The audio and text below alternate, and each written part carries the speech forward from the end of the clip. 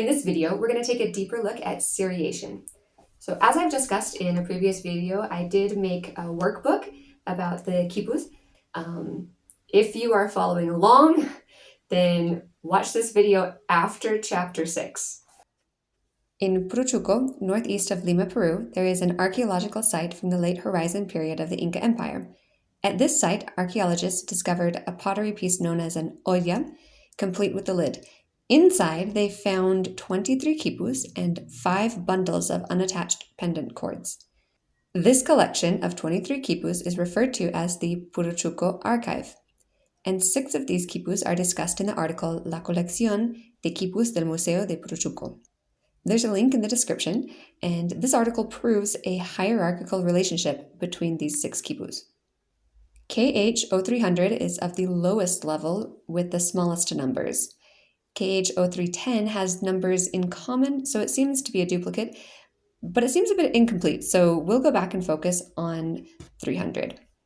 If you line up the chord values like this, you can add up each column and get these numbers.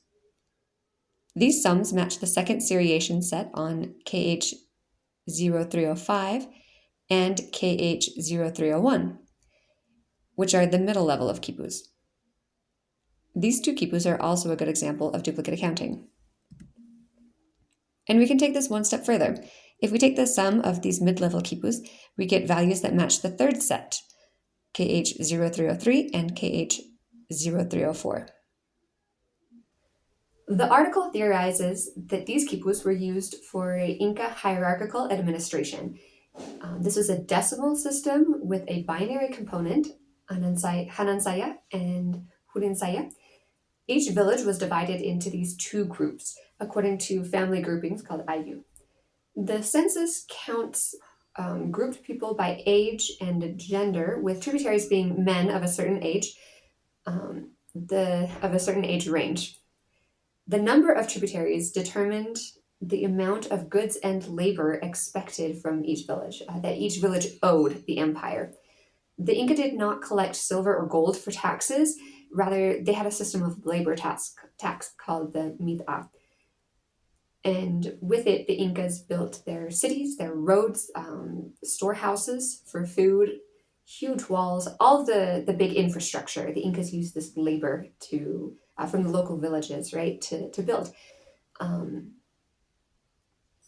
Hanansaya and Hurinsaya fit into decimal organization with the lowest group consisting of 10 tributaries called chunca, which is 10 in Quechua.